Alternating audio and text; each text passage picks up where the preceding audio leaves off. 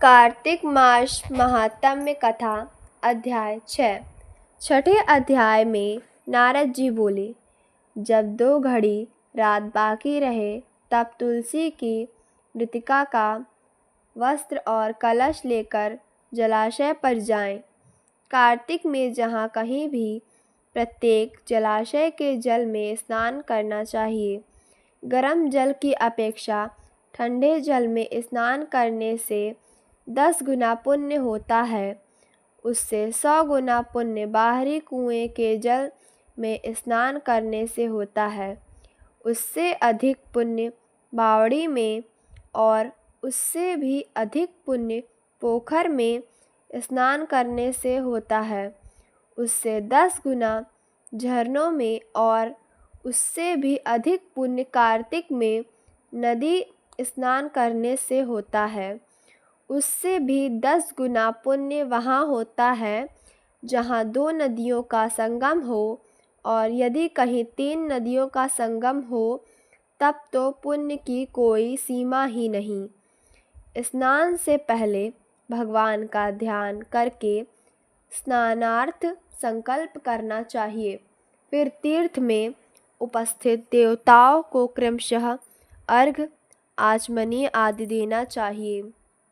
अर्घ्य मंत्र इस प्रकार है।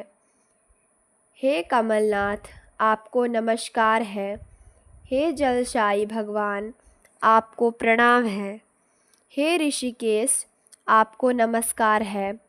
मेरे दिए अर्घ्य को आप ग्रहण करें।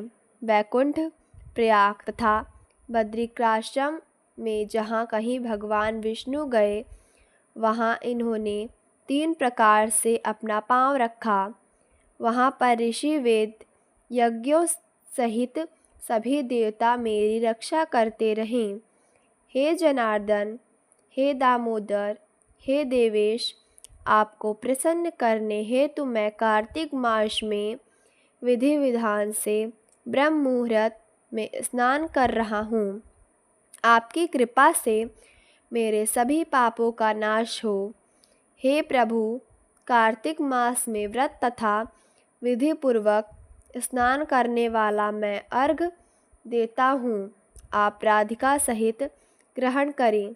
हे कृष्ण, हे बलशाली राक्षसों का संहार करने वाले भगवान, हे पापों का नाश करने वाले, कार्तिक मास में प्रतिदिन दिए हुए मेरे इस अर्घ्य द्वारा कार्तिक स्नान का व्रत करने वाला फल मुझे प्राप्त हो।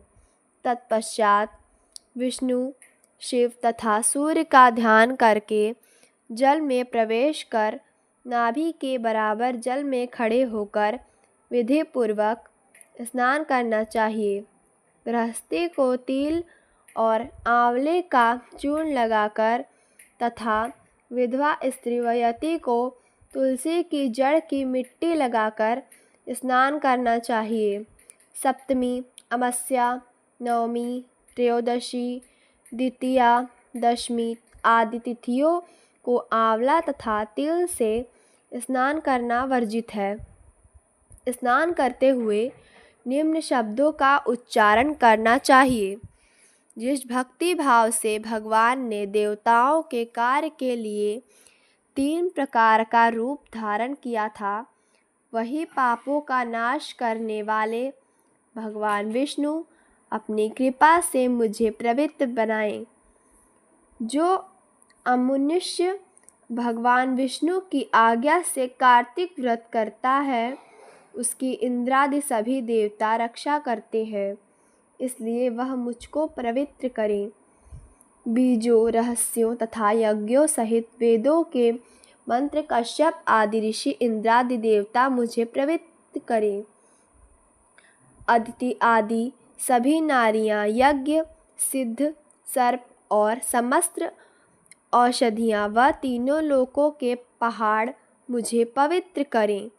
इस प्रकार कहकर स्नान करने के बाद मनुष्य को हाथ में पवित्री धारण करके देवता, ऋषि, मनुष्यों तथा पितरों का विधि पूर्वक तर्पण करना चाहिए।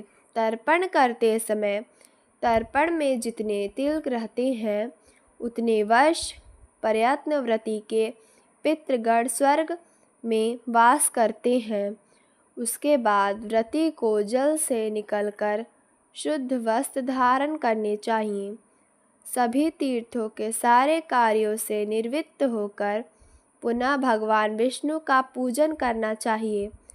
सभी तीर्थों के सारे देवताओं का स्मरण करके भक्तिपूर्वक सावधान होकर चंदन, फूल और फलों के साथ भगवान विष्णु को फिर से अर्घ देना चाहिए।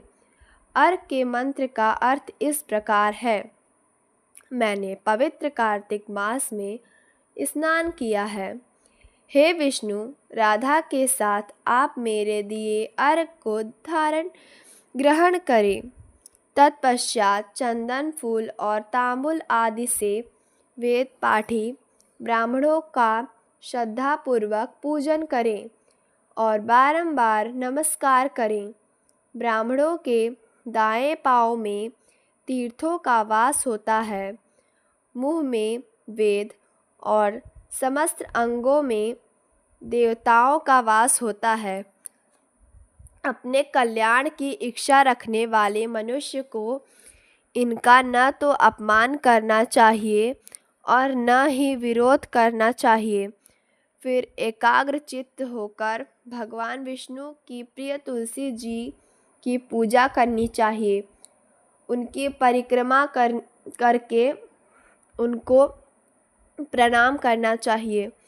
हे देवी, हे तुलसी, देवताओं ने ही प्राचीन काल से तुम्हारा निर्माण किया है और ऋषियों ने तुम्हारी पूजा की है। हे विष्णु प्रिया तुलसी, आपको नमस्कार है। आप मेरे समस्त पापों को नष्ट करें।